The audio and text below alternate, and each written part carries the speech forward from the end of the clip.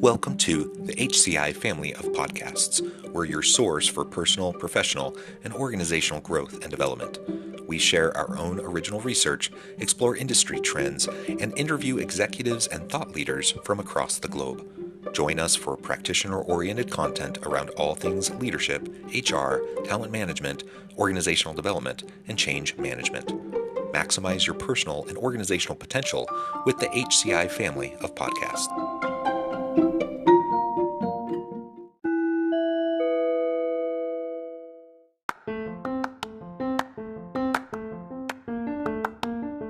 Welcome to the podcast. In this podcast episode, I talk with Joann Wortham about how to mobilize the creativity and productivity that diverse teams can offer.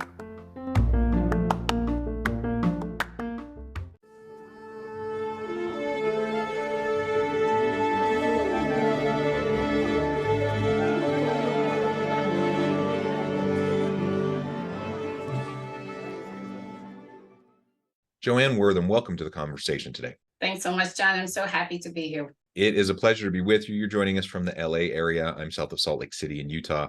And today we're going to be talking about how to mobilize the creativity and productivity that diverse teams can offer. I love talking about diversity, equity, and inclusion. I love talking about creativity and productivity. So anytime we can bring the two together, I think that's a fantastic dialogue to have. I'm super excited to have this conversation with you today. As we get started, I wanted to share Joann's bio with everybody. Joann Wortham is a seasoned international thought leader who uses insight from lived experiences along with her background in education, healthcare, business, and risk management to create novel approaches to today's most critical workplace concerns. With over 20 years of experience, as well as a Master of Science in Nursing Education and a Juris Doctorate, she has presented and consulted for such prestigious groups as the Institute of Healthcare Improvement and Yale Health. She was also a consultant and contributor for the American Society of Healthcare Risk Management Human Capital Playbook. And there's many more accolades and things I could share about you, but I'm going to pause there. Anything else you would like to highlight by way of your background, personal context, before we dive on into the conversation? Yeah, thanks so much, John. I actually wrote a book, EDI is the New Black, Lead the Market with Diverse Teams. And this work really is my life's work, if I can say it like that, with really bringing to the marketplace what diversity, equity, and inclusion can do for companies and corporations, and how they can really better use the tenets of equity, diversity, and inclusion for really pushing their companies forward and making it a healthy workplace for all their employees. Yeah, and really at the root of all of this, anytime we're talking about these sorts of topics, I think it is important for everyone listening to recognize and see themselves in the conversation, that diversity, equity, inclusion, and belonging is for everybody. When we create a more healthy workplace, that improves the lives and the working conditions of everybody. So sometimes, you'll have some individuals who might say, why are we focusing so much on this? What, there may be a white guy who says, well, what about me? Where am I in this conversation? And one, we need allies, so that's important. But two, it literally is for you because it's for everybody. When we treat people well, when we treat people with dignity and respect, when we create healthy workplaces with psychological safety where everyone can bring their whole authentic self to the workplace, that makes for just a better environment for everyone to thrive. And that's really what we're going for. We're just looking to treat everyone with dignity and respect. So on the outset, I just wanted to make that kind of a statement. Now, as we move in to talk about diverse teams, we're going to get into the creativity and productivity piece here. And hopefully it's really obvious, and maybe it's a bit repetitive, but maybe you could outline for us some of those distinct benefits and values that come from diverse teams in comparison to more homogeneous types of teams. Right, and the real thought there, John, would be the more diverse folks that you have in your team, the more diverse the ideas will be, right? The more diverse the approach to the work will be, right? And so what I love what Bernstein said. He's an author and analyst, and he was talking about how when you have a homogeneous team, then you have homogeneous ideas. Yeah. And oftentimes with the startups that you're seeing now, I guess mostly I'll call them young people because I feel like I'm a little bit old right now, but younger people, you'll see that they're looking for diversity, not just in race, but also in gender, right? Looking for different cultural experiences to bring to their products and to bring to the way that they actually are going out to move in the community to sell their products. They're really looking for these diverse ways of doing things. And they're seeing this, that they make more money when they're more inclusive. And I know you remember this, and being a Black woman, I can tell you this, for some times, and this is so obvious, so to speak, to me, but let's just say you're selling stockings. You don't wear stockings, John, but I'm just saying. You're selling stockings. For a long time, I couldn't get any that were my color, the color of my skin, right?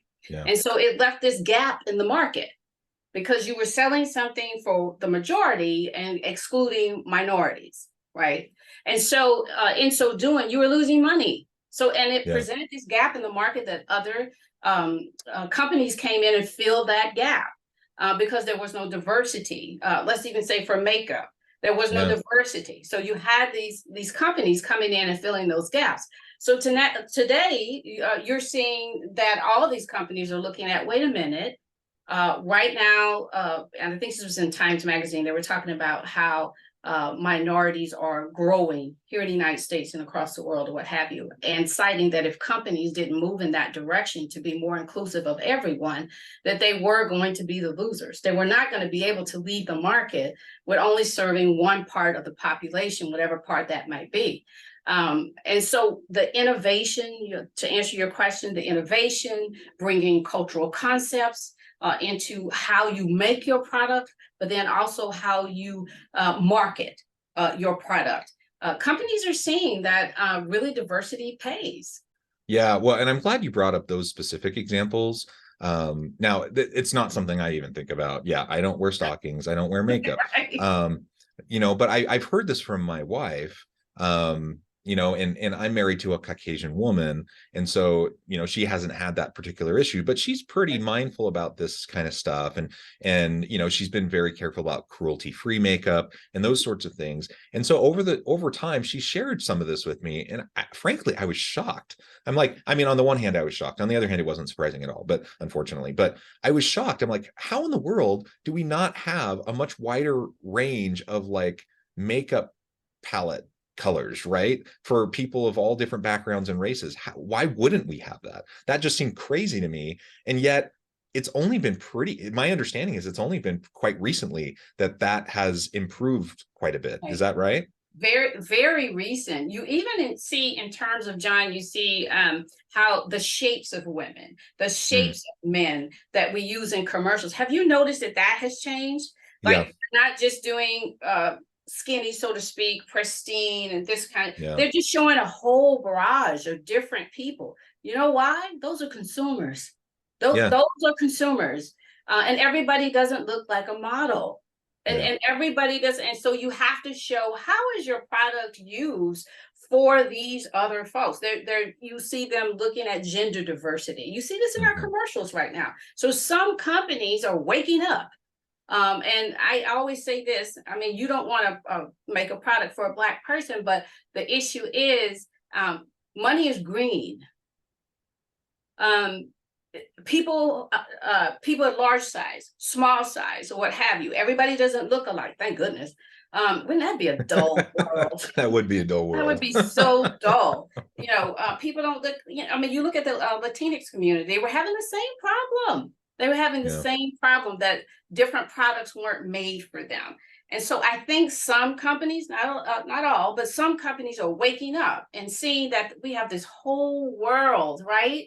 And here's the thing, we're not just talking about the United States of America. We're talking about this whole world that you could be selling to, this whole community, world community, right? And so for your companies and corporations that are looking at this as a worldwide community, you're going to find out they're doing better. Yeah. And again, it's kind of crazy to think that you wouldn't be doing that, regardless of, even thinking about race equity, racial, gender issues, or diversity, equity, and inclusion, like just from a pure like dollars and cents, bottom line perspective, you'd think, of course, why wouldn't you be creating makeup lines that work for everybody so you have a bigger market, right? So it is crazy that it's only been recently, like within the last couple of years, is my understanding, that that's become more of a common thing. And like you said, just the representation in media and commercials and such, for different body types and different gender expressions and all sorts of things, that has changed quite a bit just recently. So I think it's worth making a really important point here, that for the business case for diversity, equity, and inclusion is incredibly strong. The pure dollars and cents of it, it just makes all the sense in the world that you would do this. That's not even getting to what I think is the bigger and more important conversation, and that is around the human case of, like, we just need to like treat people well, treat people with dignity and respect. And of course, we want to give everyone a fair shake in the marketplace and in the workplace, and that's just the right thing to do. Right. But even if you can't get there, or even if that's a hard argument to get your C-suite executives to kind of buy into, man, just make the business case, because it's clear that you're going to have a bigger market, you're going to sell more stuff, more products and services. And the other aspect that you started to talk about and gave a couple examples of that I want to highlight too is just the creativity piece. Like when you get people from different backgrounds, and it doesn't need to just be gender or race, ethnicity, some of the more kind of visual, obvious types of diversity, but just cultural differences, socioeconomic differences. You come from different upbringings, different values, different perspectives. You have different lenses through which you see the world. And when you have teams like that can come to the table and have meaningful conversations and push back on each other, you're going to get better ideas. You're going to get better products and services that are going to meet the needs of the marketplace better. You're just going to have better stuff. And so it just makes all the sense in the world that we would try to do everything we can to make sure we have really healthy, safe, dynamic, diverse, and inclusive teams. For the most part, John, if you look at what we have done in the past, it really was more of us looking at the moral, part of it. Companies saying, well, we just need to get more, and I call this counting. We just needed to get more numbers of women, numbers of Latinas, numbers of Black. And so we counted how many we had, but we weren't really using the actual value of those people in producing products and services. We were just trying to make them more, and I'm not saying anything's wrong with that, but we were counting, okay? We were counting, trying to make sure that the numbers were right. We moved from that over to what I call niche, meaning that some companies said, oh my gosh, I need to hire a Black person so they can be over the Black, communities and Black products, so that we can get out there, and actually compete. Nothing wrong with that. Nothing wrong with that. But when you look at this new model of the learning organization, that's really where you want to head. You want to know how these people, and that would be the ones that you were explaining here, maybe they're from a different part of the country. Maybe they have a different cultural. How do they do the work? How is the work done differently? How can we learn from them, become a learning organization in terms of equity, diversity, and inclusion? And really, I'm not saying anything is wrong with the moral end of it. Of course, we should do the right thing, right? I don't see anything wrong with that. But I don't think, so to speak, we're squeezing all the juice out of our orange. We're just looking at numbers, or we're just looking at niche markets, when we really should be looking at how these folks can teach us how to do the work differently, a lot of times even more efficiently. How can this work be done? How can this product be made better? Looking at it from this cultural perspective, or where they're from, their lived experiences. Nothing like a lived experience to say, this is how this should be done. And a lot of different products, there's several products that I use right now, which really comes from lived experiences. They have several different. Why do I keep going back to stockings? I don't know why, John, but you're gonna have to go back with stockings. But there are different things that women experience as a whole about our bodies or what have you, and you'll see that there's different products out there now that women thought of because of something that had happened in their life, and they were like, you know what, we need to make Spanx. I know you don't know what Spanx are, but anyway, actually, I do. What? I know what they are, yeah. Right. But when you hear her story, when you hear this inventor's story, she talks about some things that were happening in her life and how she sought to make that better by creating this product. And so a lot of times I think we leave that out of equity, diversity, and inclusion when we're looking at that. A lot of times you'll see, and this is happening in terms of the makeup industry, clothing industry. I just saw the one where the man was saying he didn't want to tuck in his shirt. So he made a new shirt that doesn't need to be tucked or what have. All these ideas coming from women, men, other gender identities or what have you, race, ethnicity. We're creating new products. We're creating a new world that better fits who we are right now. Different expressions of the human experience. But you'll lose all of that if you're just looking at, I want to hire this particular group. And I'm talking about for companies who only hire Blacks, or companies who are only hiring Latinas, companies who only are hiring whites. I'm saying if you broaden the way that you look at things, even in terms of men and women, if you broaden, you already know this, John, is that if you have women on your board, they're known to make better decisions, right? So I'm saying that if we look at it from the perspective of making the environment better for the people who are working there, we spend 1/3 of our lives at work. At least, so, right? At least. I think I spend more, but but I'm saying if we're really looking at these metrics, if we're really looking at where we're headed, we'll know that equity, diversity, and inclusion is not something, because right now I'm telling you, and I know you know this, John, our country here in the United States, very divided, very divided. And a lot of people believe that we talk too much about equity, diversity, and inclusion. When I go out to speak, the first thing that I talk to them about is we're not talking about it in terms of trying to change what you think about any particular thing. What we're talking about is what's going on within this company, what's going on with the work. And I'm here to talk to you about how you can make it better. Now, what you do at your home, that's up to you. But when we're talking about what is going on in the work environment, I want to talk to you about how you can make it better in terms of making it better for people, in terms of a healthy environment to work in, but then also making it better in terms of how you can progress with your company, how you can move forward, how you can make more money, that type of thing. They're shocked by that because I think when I show up, they think I'm going to browbeat them about how they should think about race and culture. But that's not what I do as a consultant. I'm coming in to talk to you about how to make your work environment better and your business better.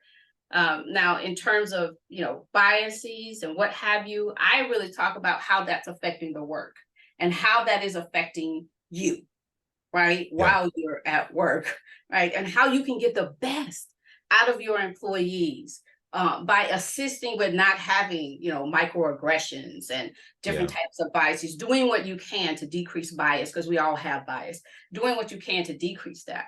I'm talking about how to affect the work environment and how to affect the work.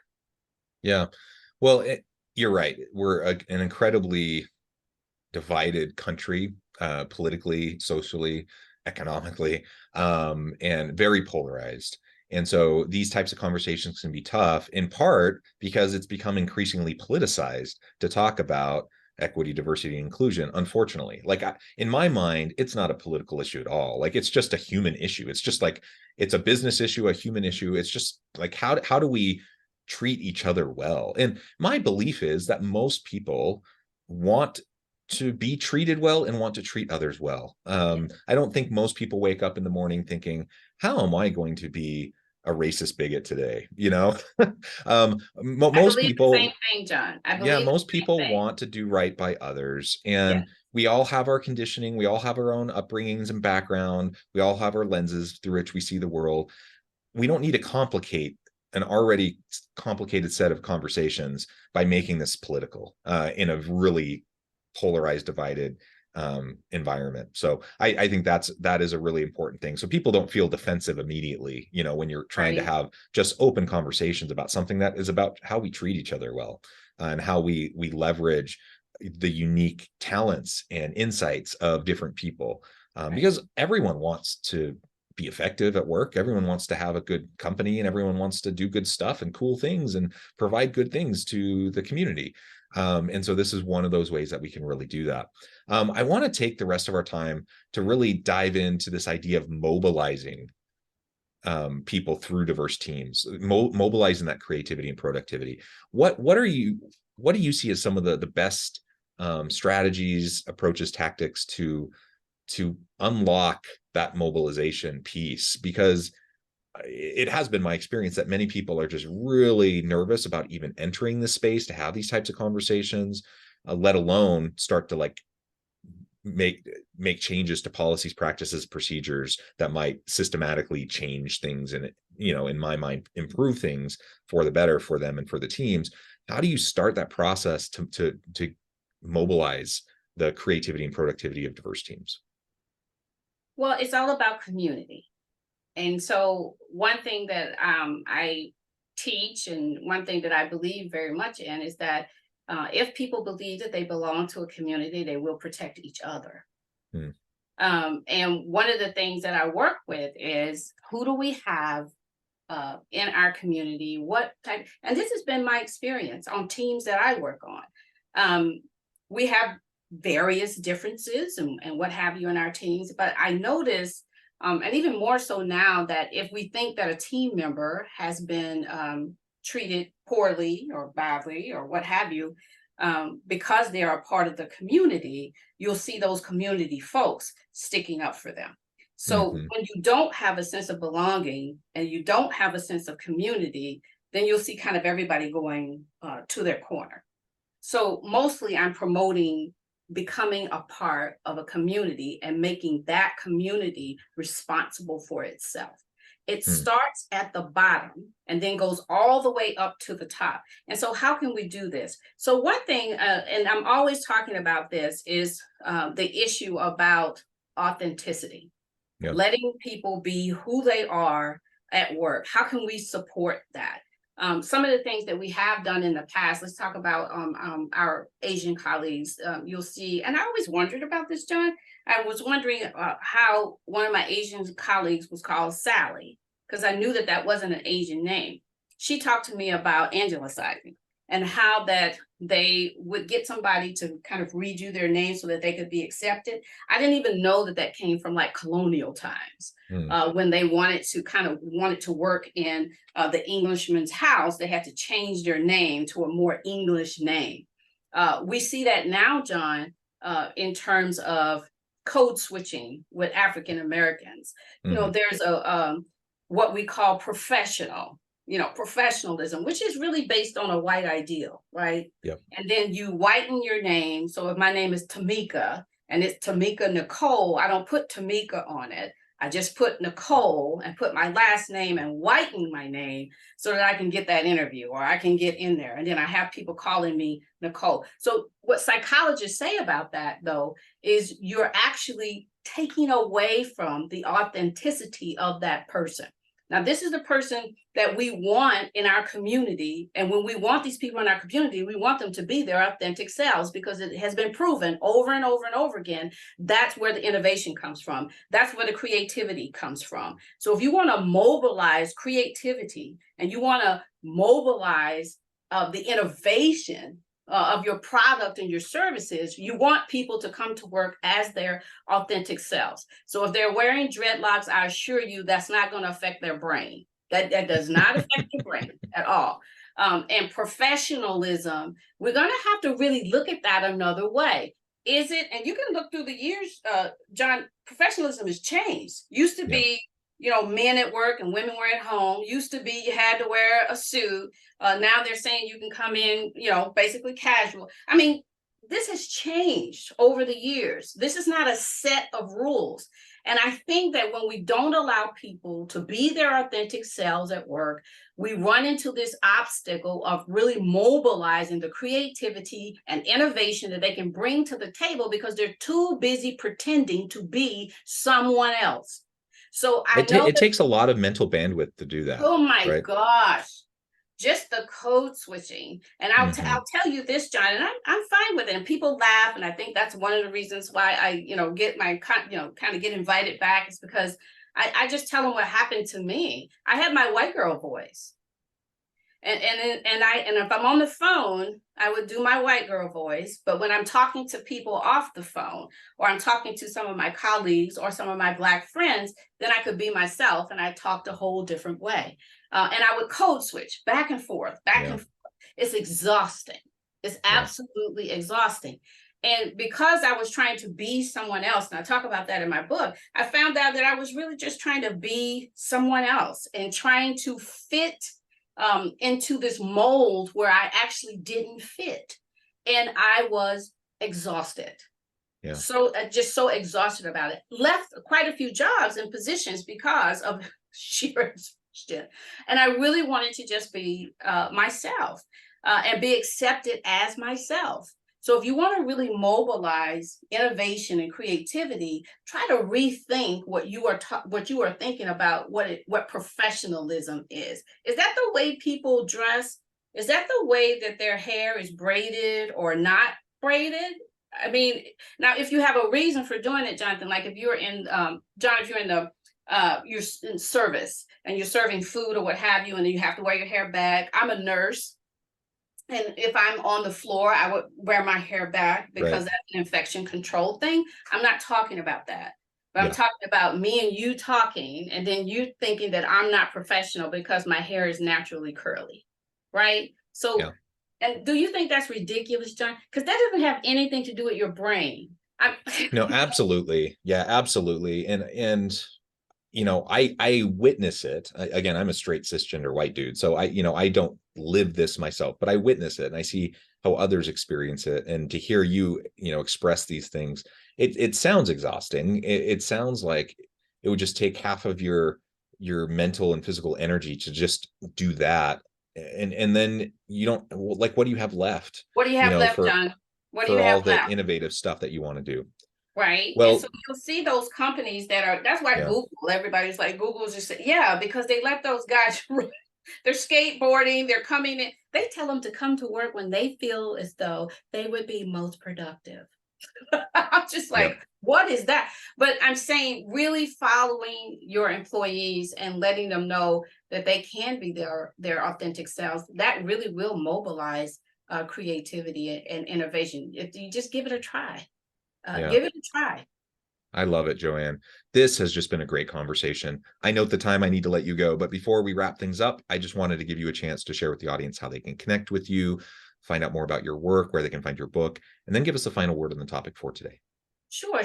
So I am on LinkedIn, and it's just J Wortham at LinkedIn. My book has been #1 within the genre on Amazon, and it is EDI is the New Black, Lead the Market with Diverse Teams.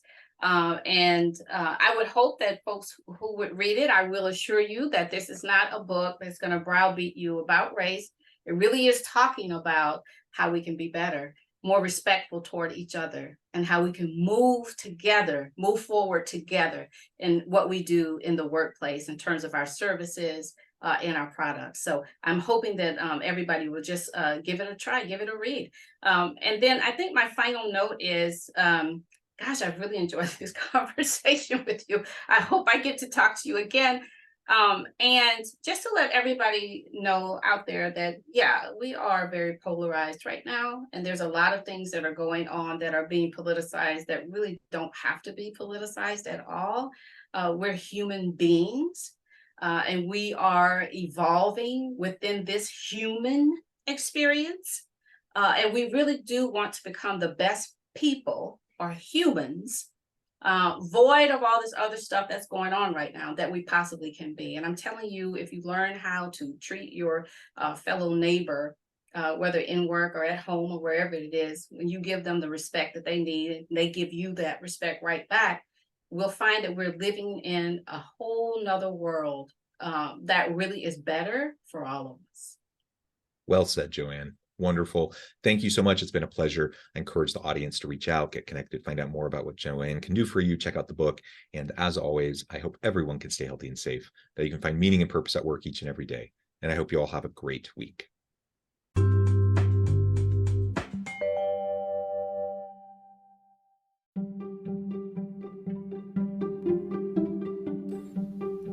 Thanks for joining us for this episode of the podcast. We hope you stay healthy and safe, and please join us again soon.